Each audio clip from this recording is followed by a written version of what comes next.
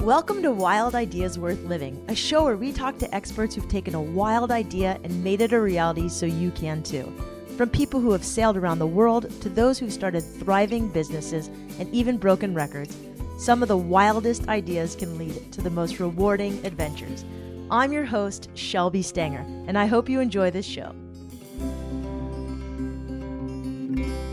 This is episode 34 with the Adventure Journal founder, Steve Casimiro. This episode was brought to you by Danner. Since 1932, Danner has been crafting high-quality, durable boots built to endure the harshest climates. I wore Danner boots hiking all over Yosemite, and they held up great and looked amazing. One of their best new styles is the Mountain 600. Danner partnered with Vibram to create a classically styled shoe with lightweight innovation and extreme durability. I also love the Mountain Light Cascade. It's the boot worn for the movie Wild, which documents Cheryl Strayed's epic journey along the Pacific Crest Trail. Danner makes boots for the U.S. military, and since the 1930s, they've proudly made boots in the USA and their Oregon factory. They also have one of the best taglines ever, the original outsider. If you have a wild idea worth living and you need a good boot to do it in, check out Danner. You can find some of the best Danner styles, including the Mountain Light and the Mountain 600, at REI and REI.com. Steve Casimiro is the founder of the Adventure Journal, an online magazine with a beautiful quarterly book that covers the deeper side of adventure. Steve got his start at newspapers, worked at Powder Magazine for 11 years. He helped get Snowboarder Magazine going, was the founding editor of Bike Magazine, then became the West Coast editor for National Geographic before founding the Adventure Journal. We talk about how he started a media company during the height of the recession, how art and adventure can go hand in hand, what makes good writing, where to travel to next, his thoughts on social media, and what it means to live an adventurous life. Steve's a thoughtful guy. He's a deep guy. I hope you enjoy the show. All right, so today we are at the Adventure Journal, the headquarters of the Adventure Journal, with Steve Casimiro, the founder, a great adventurer himself. Steve, welcome to Wild Ideas Worth Living. Thank you, Shelby. So I want to just start with adventure, how, an adventure that you had young maybe, or what sport and adventure that really, really kind of got you hooked? Well, I was really active when I was little, and I ran and I rode my bike and I did all the stuff that kids do. And there was one moment for me. I got into my teen years. One thing that I was really fixated on was wanting to ski, because my parents didn't ski. They weren't really winter oriented people. And so when I was 18, I finally had the opportunity to go skiing. And I grew up in Northern Virginia. And so this was in West Virginia, not exactly the home of major skiing, but it was pretty rad for me. And it was this tiny little place. And it was mostly actually a sledding hill. And they had one lift. And I rented a pair of Olin Mark IIIs, I still remember. And they had these horrible spavin bindings, these plate bindings. If they got any snow on them, they would just instantly release. And it was probably in the high 30s. It was raining. I was in jeans. It was a nightmare trying to stay in the skis. And I went down got off the lift. I went down this cat track. And because all I could do was go down a cat track at that point. And I made this, it was a left-hand turn and then back to the left. And it was probably 150 vertical feet. But I would just go straight to that turn and I would make that left. And half the time I would either crash or the skis would come off. But every once in a while I would fully make it. And to me, it just seemed, there was something about the mostly frictionless experience of snow and the magic of snow. Like, how can you not see snow as magical? And even though it was this like tiny, dumpy place to ski and my jeans were soaking wet, I had no idea what I was doing. That sensation of a turn right there and the window that showed me, there's something opening into another world, changed everything in my life. Like, I just couldn't get enough of skiing at that point. And so you still ski? Yeah. Well, so then I basically structured as much of my life living in Northern Virginia as I could. I was still in college. I ended up working for a ski rental shop, and I just did everything that I possibly could. And I was working, when I graduated from college, I had a journalism degree, and I was working for USA Today. And I had this project where I was having to help build our library. And so I called Powder.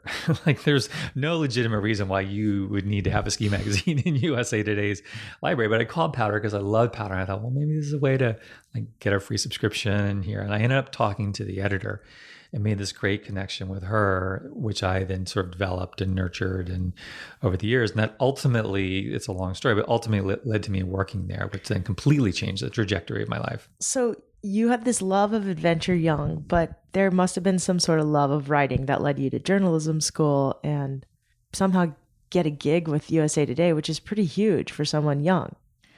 Yes and no.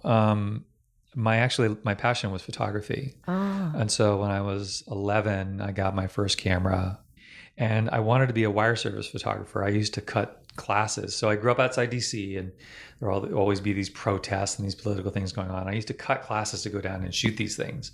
And then I would talk to the wire service photographers and the Washington Post photographers, and I would just pick their brain about what they did and how they did it. And I was such a geek about it. But I was also kind of clueless. When I went to college, they said, if you're undecided, put down business. And so I actually started as a business major. Meanwhile, I ended up becoming the photo editor at the weekly paper there. And so everything was sort of oriented. And I finally, like, the light went on. Maybe I really can pursue journalism. And my girlfriend in sort of my later years in college was, she worked for ABC News, and USA Today was just starting up. And so she got me a connection there, and I sent on my resume, and I went to interview for a position in the photo lab, because that's everything that I had done was oriented toward photography. And when I showed up for the job interview, it had already been filled. And they said, well, we have this position on the copy desk in the money section. Are you interested in that? And I said, sure. And so then I went from this complete focus on photography to all of a sudden being immersed in words. And so that sort of changed again, kind of the trajectory. And I started writing when I was there, and I interned as a writer there. And then when I graduated, I got a full-time job. So it's like it's been this kind of sine wave, bouncing back and forth between photography and writing. It's so cool though. Right now you have all the skills that you learned young have completely shaped you for what you do right now. Photography, even that little bit of business, I'm sure has helped, because now you have the Adventure Journal, which is, to me, my favorite magazine, quarterly on adventure. And you have the most beautiful daily emails about adventure. And there's so much content. Starting a business is not easy, and it is a wild idea. And the show is about, how you had a wild idea and how you made it happen. Can you maybe tell me a little bit about how you came to found the Adventure Journal? And we can go back a little bit, because I know we keep for sure. After I left newspapers, I joined the staff of Powder. I was at Powder for about 11 years. While I was there, I helped just in the early days get Snowboarder going. And then I was the founding editor of Bike and was really involved with the startup there. So I knew from those what it was like to start something from scratch, although it was other people's money and there were a lot more other people involved. So the risks were a lot lower than they are now, but I got a window into that. In 98, our company was purchased by Peterson, and I left and I started freelancing. And pretty much right away, I found a home at National Geographic Adventure. And I worked with those guys for about 11 years as their West Coast editor. And so I would write for them and I would shoot for them and just do a lot of different things. And in 2008, I guess it was, they asked me if I wanted to start blogging. This was sort of when blogs were going off, and I just kind of rolled my eyes because I'm like, I love print. I want to keep doing print. And but I started doing it, and the freedom of it was pretty rad. I really loved it. And within a few blog posts, I said, you know what? I like this, but I want to do my own thing. I don't want to do it under the National Geographic thing. You guys can pick up the copy or whatever, but I just want to have, because I had run magazines, right? Like I'd started magazines, and they were a great crew to work with. But when you do that, when you kind of call the shots or have the vision of it, I don't think you ever let go of wanting to be able to do that. And so having this blog enabled me to get back into that. And of course, 2008, 2009 was when everything was just hitting the fan. Things were just hitting the absolute fan. And NGA, it was pretty clear that last year there was a lot of belt tightening. Things were getting really serious. I thought, well, okay, what's next? I could go back out and freelance for everybody. There'd be one less title, the one title that I respected and loved the most. I didn't want to do that. I wanted to do my own thing. And so I spent most of 2009 working pretty much full time for NGA. And then the rest of the time trying to figure out, okay, how do I take advertising on my site? What does that look like? How do you actually get an ad onto your site? What do people pay for ads? I'd always been kind of cloistered in the editorial side, and I'd work with the ad guys, the ad folks, but I didn't know how things were priced. I didn't know any of that. And so it was just this deep immersion into learning that. And then in December of 2009, they pulled the plug on print, on NGA. And so the Outdoor Retailer Show was a month later, and I went, hit the ground running and said, okay, I'm open for business. Help. It's so funny because I think I met you maybe the next OR because I just quit my job at Vans, and someone's like, you got to meet this guy, Steve Casimiro. And I was so lucky to get one of my first stories with you, and you ran it and you edited it so well. So thank you. I really appreciate it. Yeah, of course. So you've interviewed some great people and told some amazing stories. Are there any that stick out that, were pretty memorable? I mean, I'm sure it's the last story you did is the most memorable, but are there a couple that maybe we could talk about? Yeah. I mean, the folks that I think about are you're right, the last ones that I talked to, or the people who became friends. And, for me, Adventure Journal, when I transitioned from it being a blog to being more of a commercially oriented site, the last thing that I wanted to do was just pump out more stuff. I mean, we call it content now, I guess. Mm-hmm. That's what we're supposed to call it. But I mean, we're talking about stories. We're talking about real people, accounts of real people and real things. And I didn't want to do what Outside does or what anybody else does because they already do a really good job at that, right? Like, so if I'm going to do it, I want to bring my own thing to it. And what I've tried to do with Adventure Journal was to bring a wide-ranging definition of adventure, of what adventure means, and a commitment to following that drive to see new things and explore new things and explore what it means to be an adventurous person living primarily outdoors, mostly outdoors. And to try not to do the traditional stuff, basically. And it's sort of taken AJ all over the place. I mean, we've done all kinds of interesting things. And so the people that I've gravitated to are the people that continue to break new ground in exploring what it means to be adventurous. And they tend to be writers.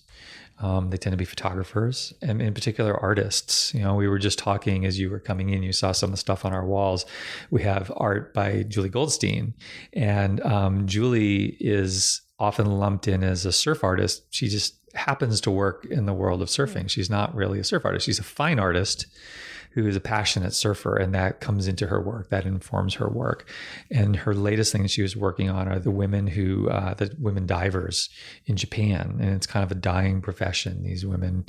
But there's this kind of collective, there's this individuality about them, and they're strong, and they support their families from this diving, and they've been doing it for generations. And so that's gotten woven into Julie's work. She's fascinated by the Ama, the women, and their strength and their independence. And so, if you ask the question, what does it mean to live an adventurous life? What does it mean? I don't know if there's words for what it means to be an Ama living adventurously. Maybe the answer to that question is best told through art, through woodcuts and prints. I don't know, but I've found over the years, I think a lot of people find, is that the single-minded pursuit, or not the single-minded, but the pursuit of selfish accomplishments, of PRs on Strava or whatever it is, or surfing every day for 6 years, or whatever your thing is, that stuff's great. And I pursued that for a long time, but ultimately it doesn't keep you warm at night. What keeps you warm at night is doing good in the world, feeling like you get up and you have a mission and you go do it, and you know that it's a net positive, and sharing things with people. And so as I have evolved and my perspective on outdoor media has evolved, I think that's where AG is today, that ultimately we want to write, especially in the quarterly, especially in print, we want to share and talk about the people and the places and things that really matter over time. And sometimes that's people who are so obsessive about their selfish pursuit, getting the topic A2 or whatever it is. But more often it's people who are reaching out with broader arms to pull more people in. Yeah, I've been finding that a lot of the adventures I interview are doing these kind of wild things because of something else completely not related to the adventure. And that's the part I've always been drawn to is why. And we've talked a lot about that. Why do people do adventure? For you, what has it been for you? What does adventure fulfill for you as a human? Well, there's two things. There's to see if I can do it, and now to see if I'm capable of things. When I was in high school and I was a middling student, and it really wasn't until college that I really got my act together. I think I was, sort of a typical dumbass teenager for a few years past my teen years. And when I started to, take control of my life for me and not just live my life reactionary, I wanted to learn what I was capable of. I wanted to learn things that I can do. Sometimes that's within the purview of adventure, and sometimes it's not. Sometimes it's woodworking or trying to see if I can play guitar or draw or whatever it is, just always seeing if I can actually accomplish these things. So for me, one of the core elements of true adventure is there's uncertain outcome. Are you gonna be able to do it? Can you do it? Or is the weather going to cooperate, or the waves going to cooperate, or whatever? So that's the most important thing.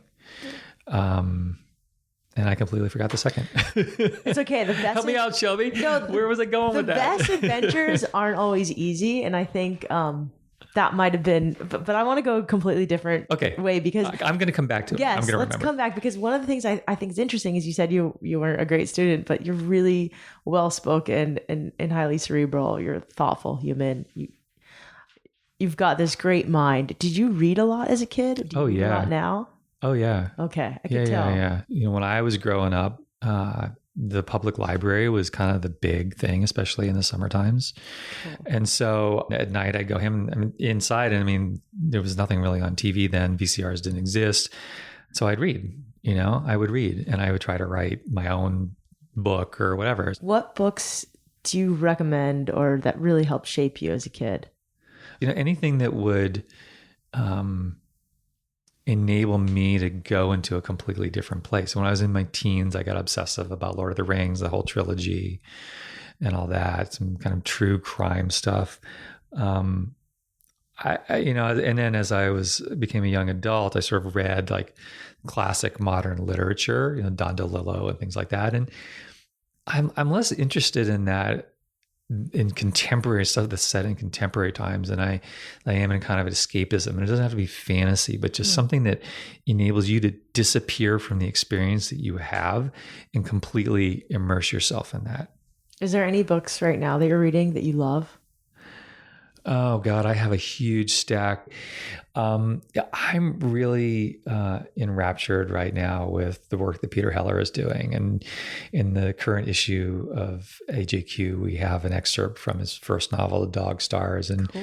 And Peter is, he started just like I did. He worked for magazines, freelancing and doing expeditions and coming back and writing about them. And then he set aside this time in his life where he wanted to make a commitment to fiction, and he did. And we have a little interview, we have like a 1-page interview with him, and he doesn't plot out his books. He doesn't structure them. He just sits down and starts writing. And so this first novel, The Dog Stars, he sat down in a coffee shop in Denver, and the first line came to him, and he had this character, Hig, is the protagonist of this post-apocalyptic optimistic post-apocalyptic book. And he said it was like having, the next 8 months, it was like having a conversation and sitting down and listening to what Hig had to tell me. And I've read Dog Stars probably 4 or 5 times now, and I'm going to go back into his other 2 novels and read them. And I like Peter's work because it overlaps into the stuff that I care about, which is the outdoors. Some elements of adventure, but he fell in love with poetry when he was a child, which is unusual. Poetry is not super accessible, but he just became completely head over heels over it.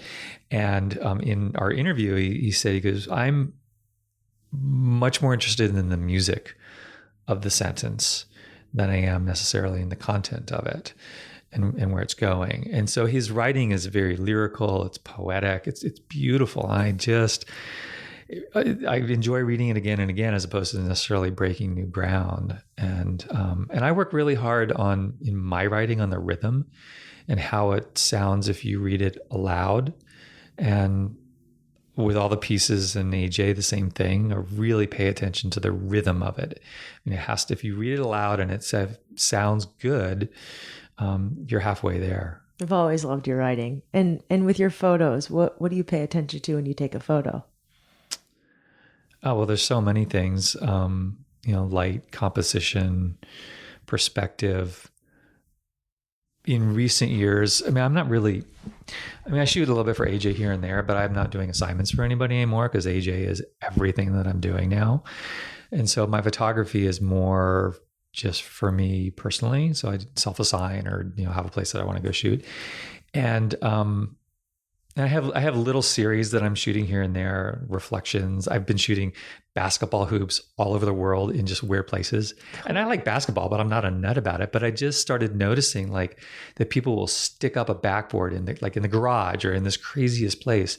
And when you sort of step back and you look at the context of it, it makes the statement about people and recreation. And so actually where a lot of my photography has gone is I'm more interested now in stepping back and showing a big picture, like a lot that's going on. Maybe it's a street scene or something like that, and where the images are very layered and you have to engage with the shot and kind of figure out what's going on. And I think that these reflections, it's kind of the same thing. I've been doing this all over the world. Like I'll look into a store or I'll look into a house or I'll look into a church or whatever, and I'll try to get it so I can see a little bit about what's going on inside, a little bit what's going on outside, and kind of this blurring. And it requires you, and I don't know if the photos are any good, honestly. I haven't really showed them to anybody. I haven't done anything with them.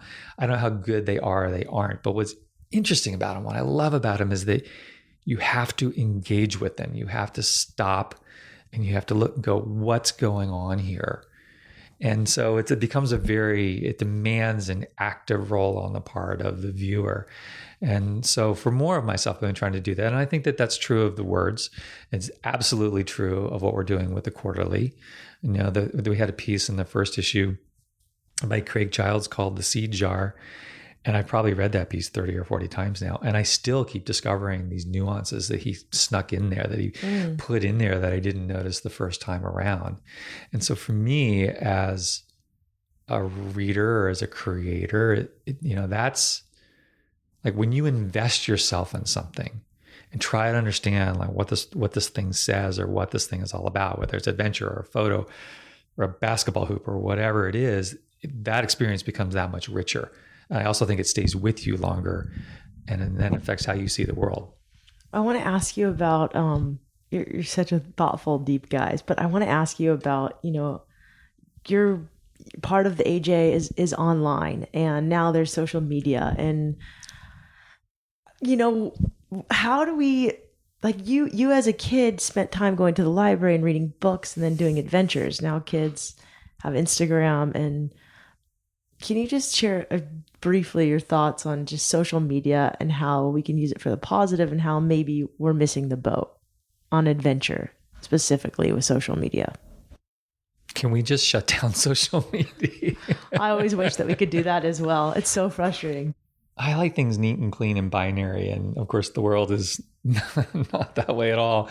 And social media isn't that way at all. And, this is, I think, I don't know anybody who isn't struggling with it. Okay. If they aren't struggling with it, call me and tell me what your secret is. Because everybody I know wrestles with this on a daily or hourly basis, whether it's wanting the little dopamine hit from another or seeing what your friends are up to or whatever it is. We are clearly wired for this kind of stimulation.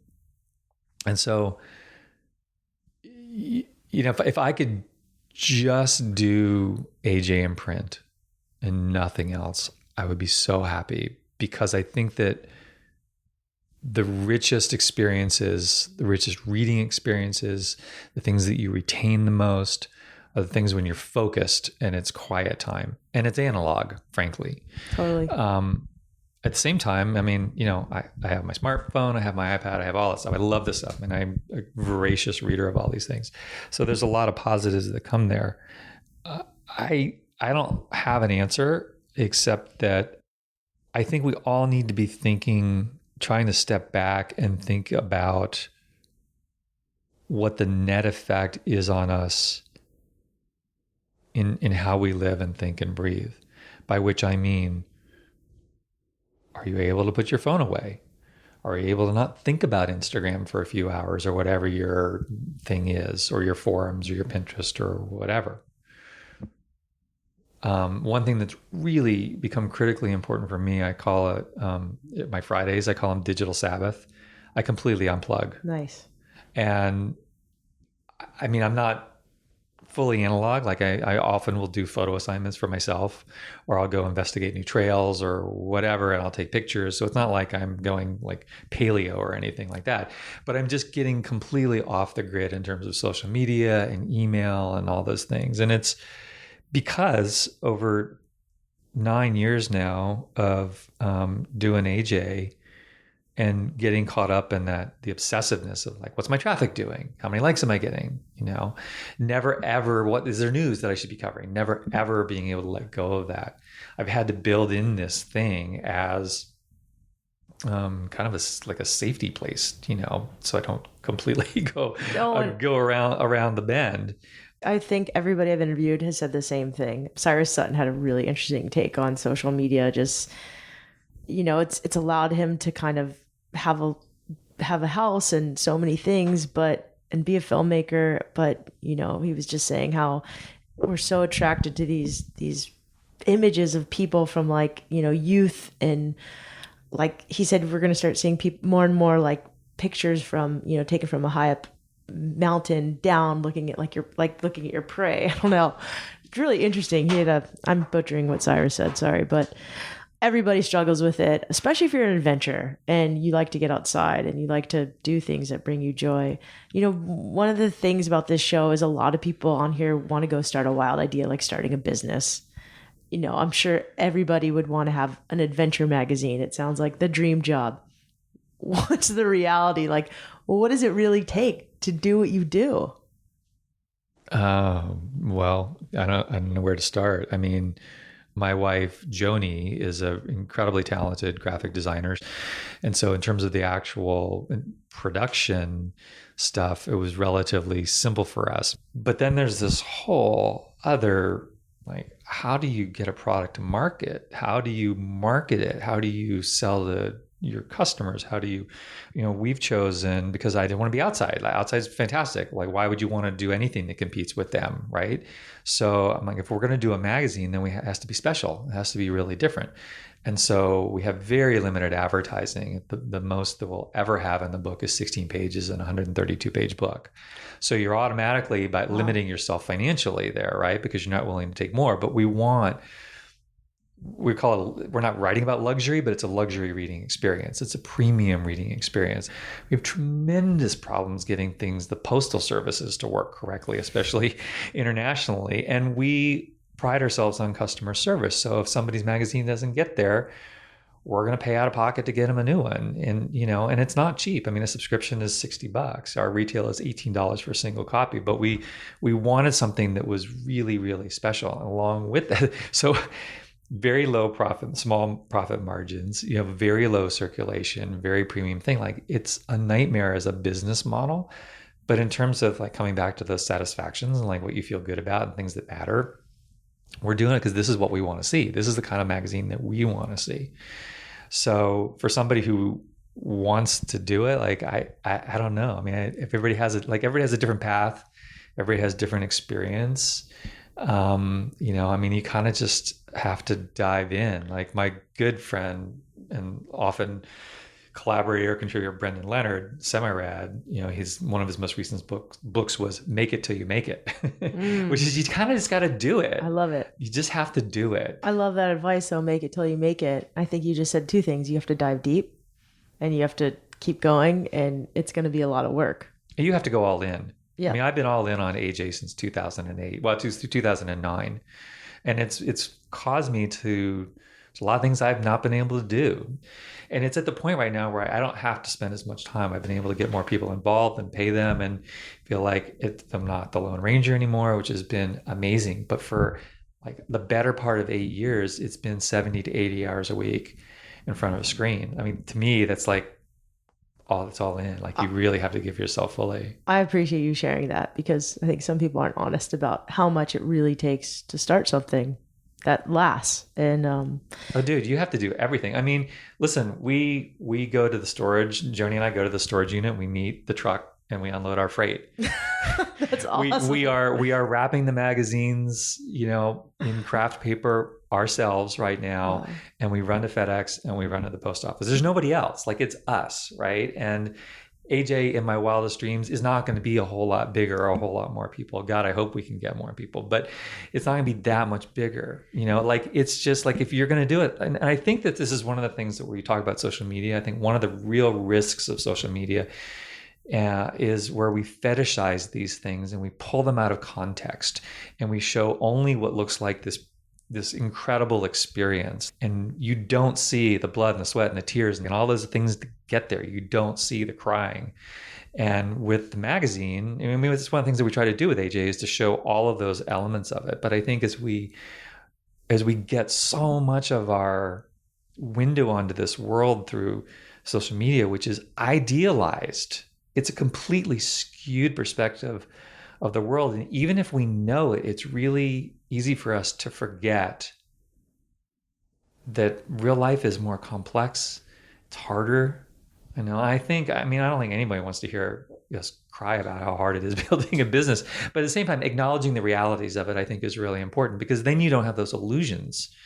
I definitely had illusions. Like, I had no idea how damn hard it was going to be to actually sell it. I've suffered the same delusion that so many people do when they believe in their product. Like, it's so great, people are going to find it. Well, no, this is why marketing people get paid the big bucks, because you actually have to go out and find people. But like, I didn't know, Yeah. I was naive about that. I think this is good, because I think of my show, a lot of people are telling me they want to quit their jobs and go start something. And so I don't want to be that person that encourages that. I want to encourage you to find your wild idea, but to completely understand that some of the best ideas and adventures aren't easy.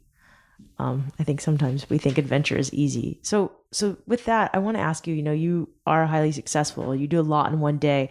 You have this Sabbath on Saturdays, digital Sabbath, or Friday, digital Sabbath. Do you have any other like tools, tactics, routines that you do every day that just kind of helps everything flow easier? I'm always looking for systems in things. And what I've realized is that I'm always seeking the silver bullet, like that one thing, whether it's an app or a piece of software or a system in my moleskin or whatever it is. And there just aren't, and there isn't one thing. And so I am sort of embracing the imperfection of it, that like, okay, well, this is a period where I'm like really heavily using Evernote. And then there may be a period where I'm really heavily using a to-do thing, an app or something like that. I went through a phase where I just obsessed about trying to find the right CRM software so I could handle all of my communications and not feel like I was dropping the ball. I could go through these things, and I realized that I think you just constantly have to reinvent. And the critical thing is managing that guilt of feeling like you're not doing good enough. You are doing good enough. You are, and we're all imperfect.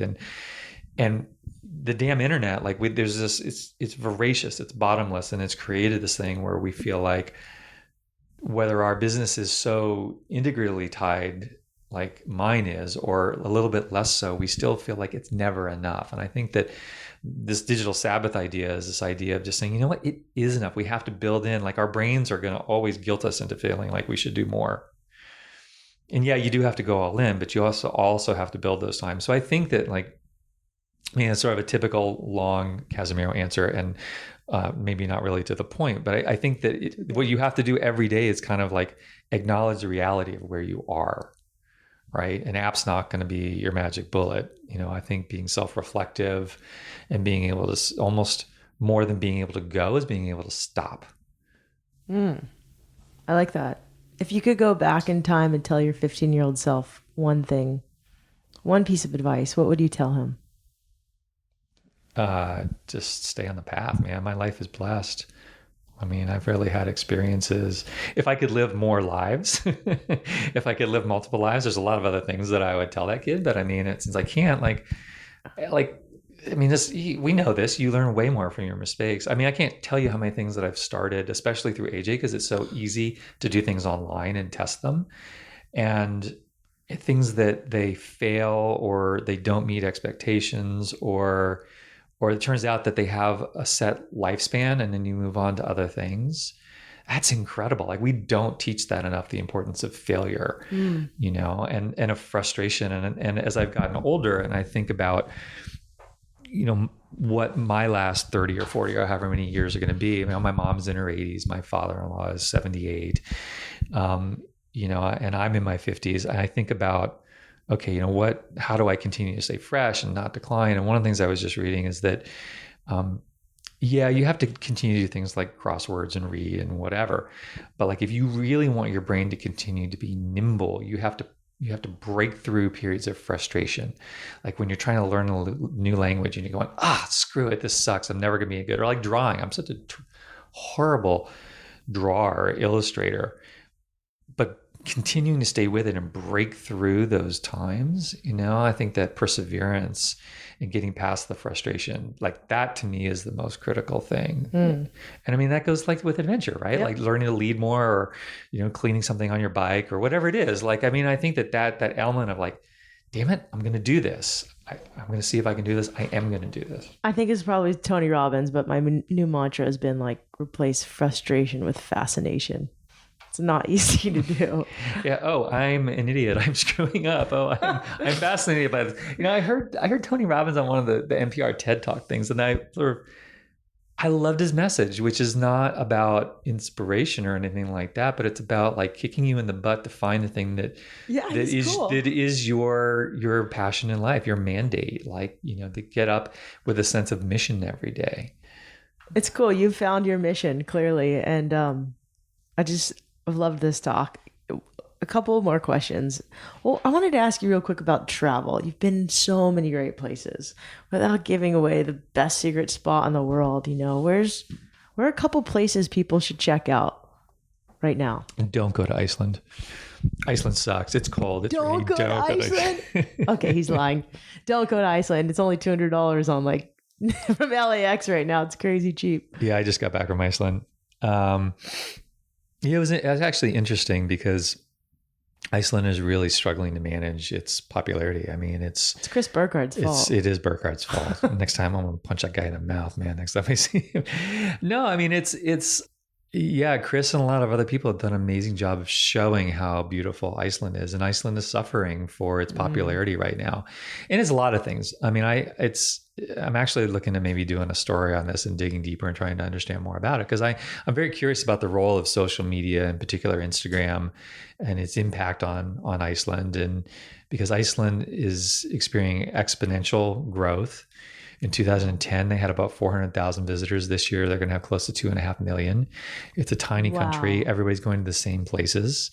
They're not going to the places that Chris shoots because he doesn't really identify a lot of them. And he's going to places that are cold in the middle of winter. And, he's breaking new ground. He's doing some really rad stuff. But like the classic stuff that everybody does, the plane or Skogafoss or, whatever it is. I mean, they're just inundated. And we hiked out to this transport plane that crashed in the 70s on this black sand beach, and it's about 2.5, 3 miles each way out and back. And I was debating, do we want to do this, because it's an Instagram thing, right? Is this going to be cool, or what's it going to be like? And we get out there and there's about 15 people out there. It's like not the experience that you think you're going to have. And it actually was cool. I'm glad we did it. But like for photos, finally, this one girl's like, there's just so many people. Like, can we just everybody step back? And so we kind of took charge and got everybody to step back so we could actually take photos of the plane just by itself, which is how it's been for most of its existence on that black sand beach, but was, it's kind of an apocryphal story, right? Like this is like, it jumped the shark kind of. Oh, interesting. So it's fascinating. So I think for me and my son, this was a family trip, and the last time I was in Iceland was about 11 years ago, and I was going, oh my God, I can't believe last time I was here, there was like at the bottom of Skogafoss now, there's like a hostel and a motel and a bathrooms and a restaurant. And when I was there before, we drove our Defender up to the base of the waterfall. Oh. And my son's going, this is great. I'm loving this, but for our next trip, I want to go like what Iceland was like 11 years ago. Yeah. So I think colder, farther north, farther south, more expensive. I mean, I think to go to places that are not Instagram famous and just go find your own, I mean, there is so much in Chile, like just driving north to south down in Chile, like there's so much down there. Don't go to Chile. Just kidding. Where we're about to go next. Everybody just stay home and just view it on Instagram. Go to Chile. That's a beautiful spot. Last question. You have a magazine. If you could fly an eco-friendly plane across the world with a message, or even around Laguna, because the planes go by with those messages in the sky, but it's an eco-friendly plane, what is your message? I think if I have any message of things that I'm trying to communicate and that I'm trying to do myself is just to be less selfish. I mean, what I see, certainly politically, this binary two-party system where everybody's dug in and we're just stuck. But that's also true with our different user groups.